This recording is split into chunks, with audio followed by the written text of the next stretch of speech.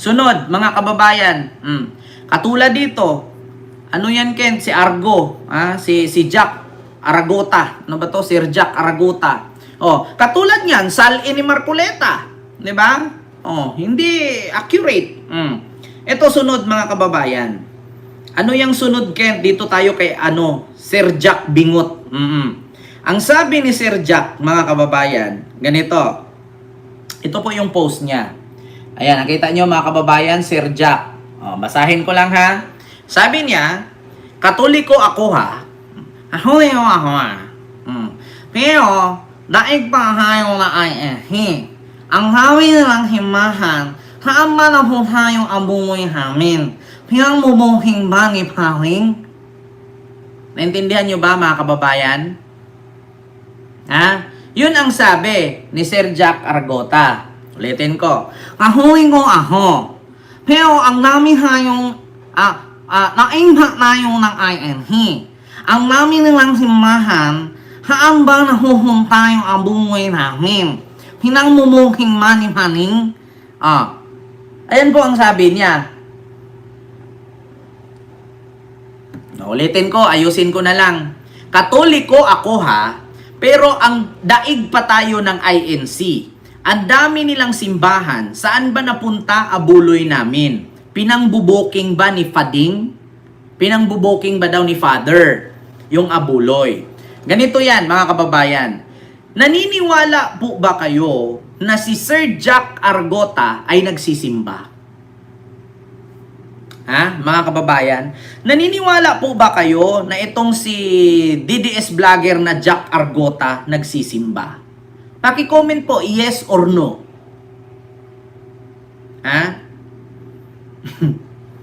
Katoliko daw siya, pero daig pa daw ng INC, ang dami nilang simbahan. Nasaan ba napunta ang abuloy niya? Pinangbubuking ba daw ni Father? Ngayon mga kababayan, simple lang naman yan. Ganito yan. Hindi po ako naniniwala na nagsisimba yan. Bakit? Kasi kung nagsimba yan at relihiyoso yan, hindi sana bigyan ng Panginoon ng bingot na labi yan. Ganun lang. Ganun lang kasimple.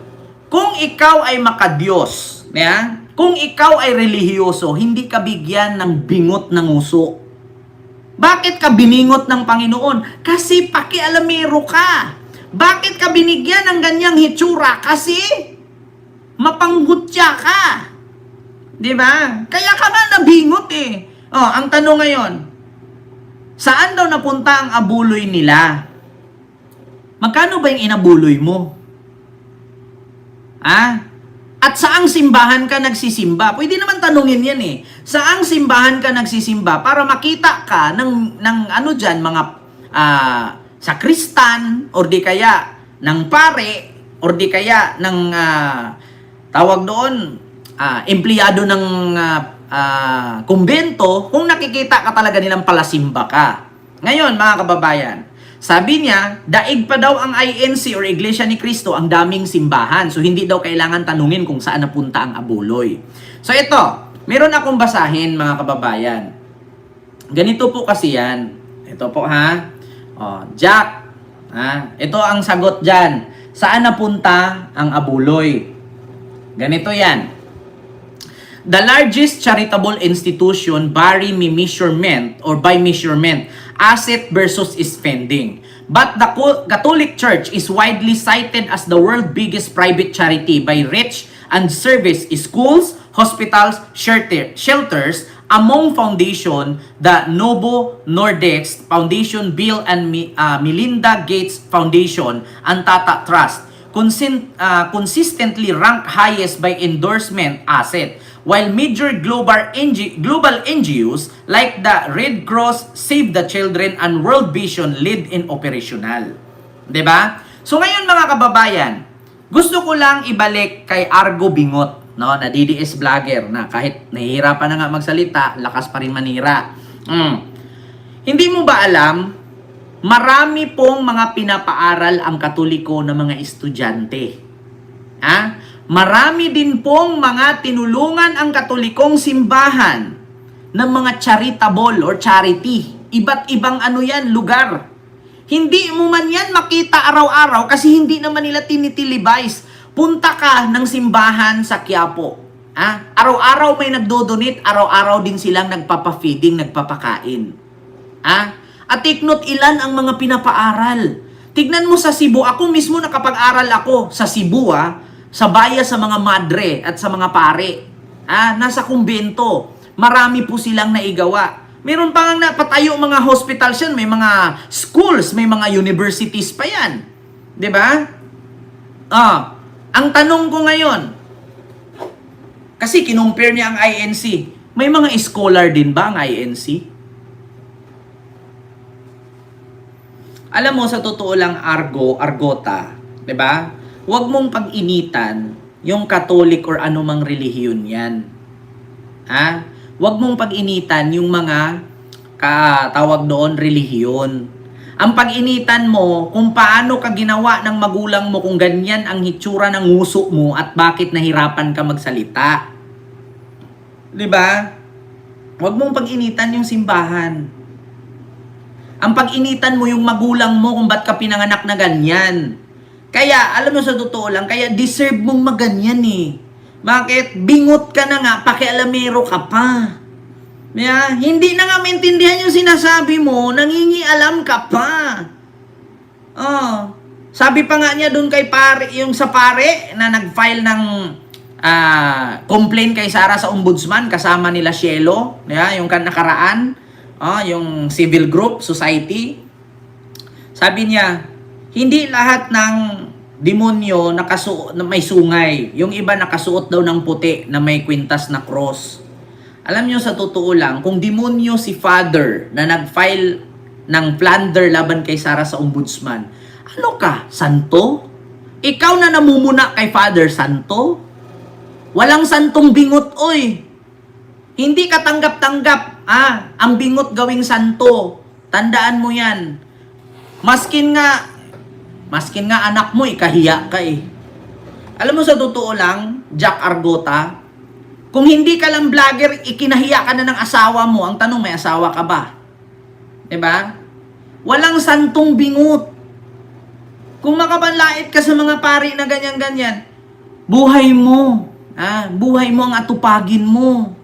Kung paano mo ayusin yung nguso mo at pananalita mo. Kaya nga hindi ka binigyan ng magandang pananalita at magandang nguso. Kasi sa Bisaya, pahimantayon ki. Intermitido ka. Chismoso ka. Bingot ka na nga. Dapat sa'yo, sa biringan ka itinapon eh. Bakit? Hindi ka pa nga lasing, hindi na maintindihan yung sinasabi mo. Paano pa pag nalasing ka? Putang ina, Chinese. Ultimo Chinese, hindi nga makaintindi sa'yo eh. 'Di ba?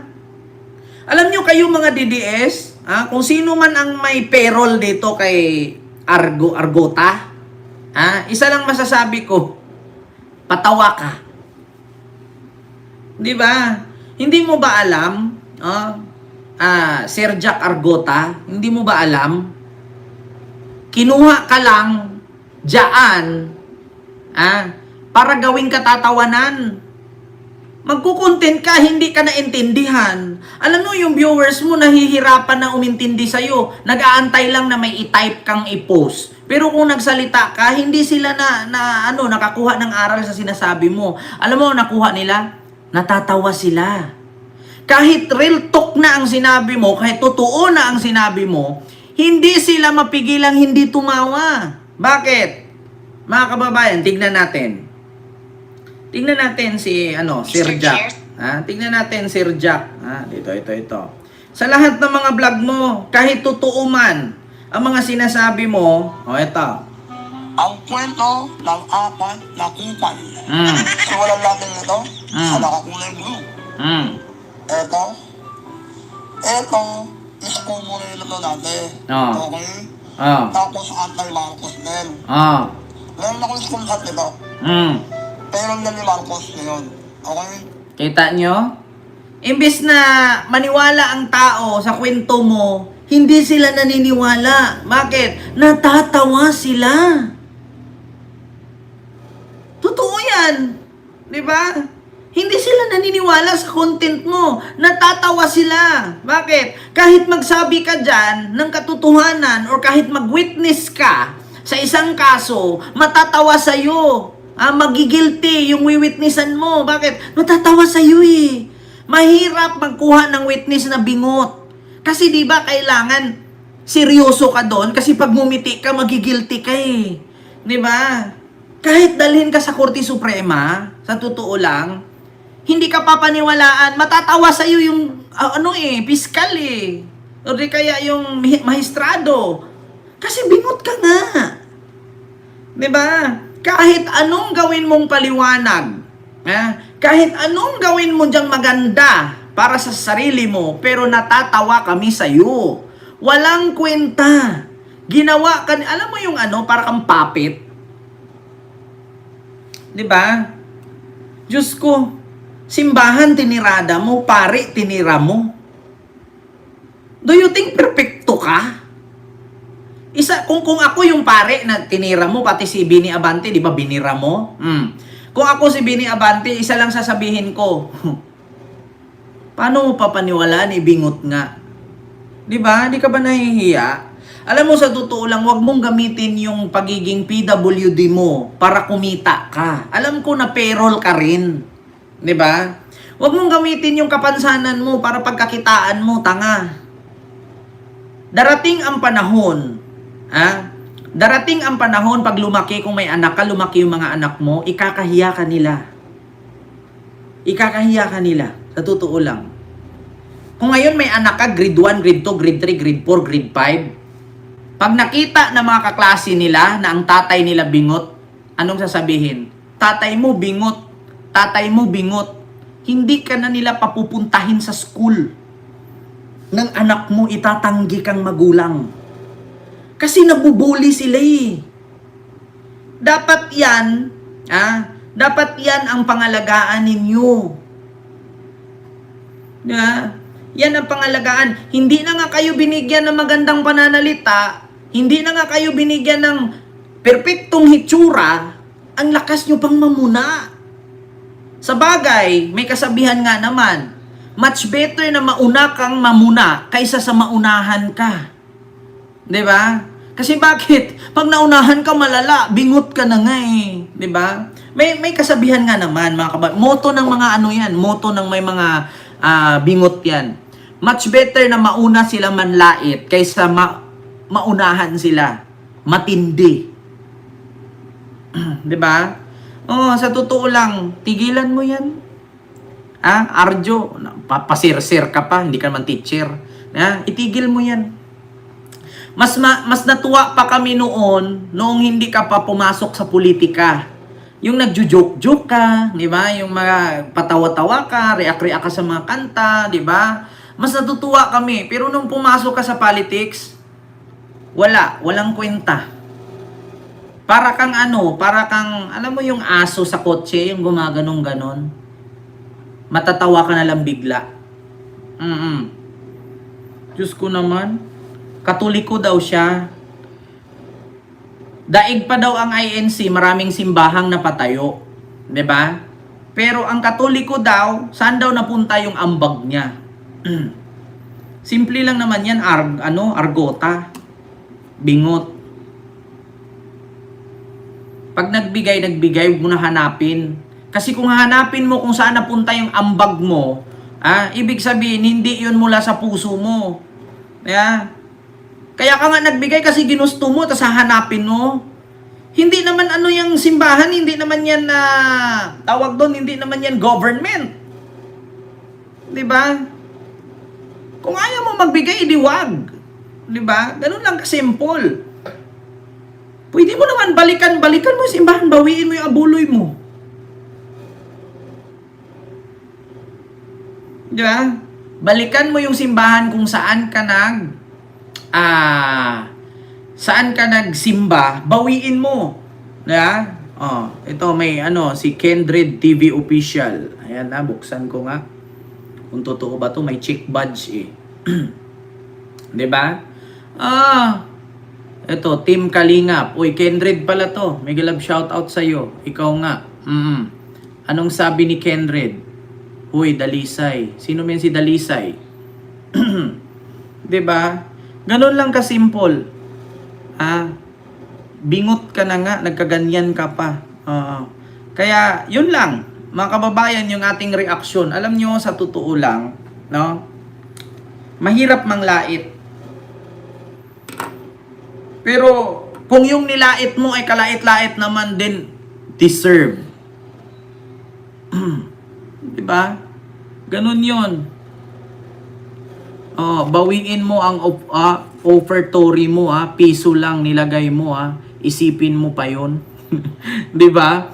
Gaya nga, Diyos ko naman, sa totoo lang, mga kababayan, yun lang.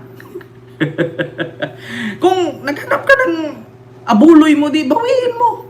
Apakasimple lang naman yan. At saka ang Katoliko naman, hindi naman kayo pinipilit na magsimba. At saka tanong ko lang hindi ko binibira ang INC. Ang mga taga-INC bang nagtrabaho sa malls or fast food, tumatanggap din ba sila ng Christmas bonus? Mga kababayan, tumatanggap din ba ang INC ng Christmas bonus? Pero di ba wala silang Christmas? Nagtatanong lang. May galab shoutout Kenred, no? May galab shoutout dyan sa Kalingap. Diba? Yun lang. Yung aking reaction, mga kababayan. Kasi si Marcoleta kasi, mga kababayan, ay umaaray. Umaaray kasi siya kasi ang nangyari kasi is na fake news daw siya, na biktima ng fake news. Diba? Lahat tumatanggap, dapat nga hindi. Nakiki-Christmas party din sila. Ay nako, hayaan nyo na mga kababayan. Walang ikaapo, ano tawag doon? Walang ikapo. May tawag dyan ikapo ba? Mga kababayan. So yun lang, mga kababayan, Ma'am Linsudo, hello po. At sa lahat po na nandyan. So yun lang yung ating live ngayong mga oras na to, mga kababayan. No? So, sana, yung mga DDS, itigil nyo na yung pagiging fake news nyo. Pati ba naman si Marcoleta? Nabiktima nyo na. Ayun, nag-iiyak-iyak sa Senado. So, yun lang. Maraming salamat po sa inyong lahat.